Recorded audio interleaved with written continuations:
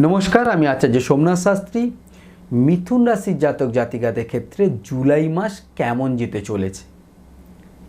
আপনাদের ধনস্থানে বসে আছে কে? আপনাদের ধনস্থানে বসে আছে লগ্নপতি এবং তার সাথে কর্মপতি এবং তার সাথে কিন্তু পঞ্চমপতি একত্রে বসে আছে। এটাকে রাজযোগ বলা হয়। তাহলে বুঝতেই পাচ্ছেন জুলাই মাস আপনাদের জন্য যথেষ্ট ভালো কিন্তু কাটতে চলেছে।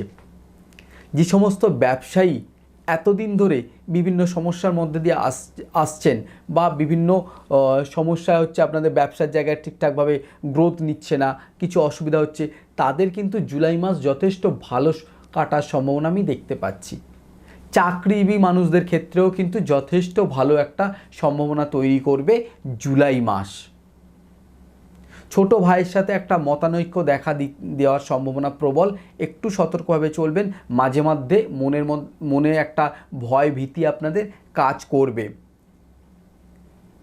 আর একটা যেটা আপনাদের সব থেকে বড় সমস্যা হতে পারে সেটা হচ্ছে একটা মাঙ্গলিক দোষ তৈরি হয়েছে জুলাই মাসে, যেটা স্বামী স্ত্রীর মধ্যে একটা মতানৈক্য এবং স্বামী স্ত্রীর মধ্যে একটা অশান্তি হওয়ার সম্ভাবনা প্রবল একটা যোগ আমি দেখতে পাচ্ছি।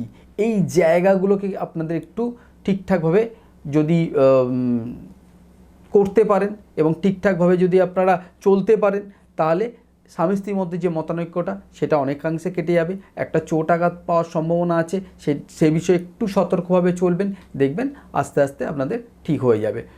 যদি কোনো অসুবিধা হয় অবশ্যই আমার স্ক্রিনে যে নাম্বার আছে সেই নাম্বারে আমাকে ফোন করবেন। আমার দিক থেকে যতটুকু প্রয়োজনীয় আপনাদের সাজেস্ট করার যা কিছু আমি অবশ্যই সাজেস্ট করব।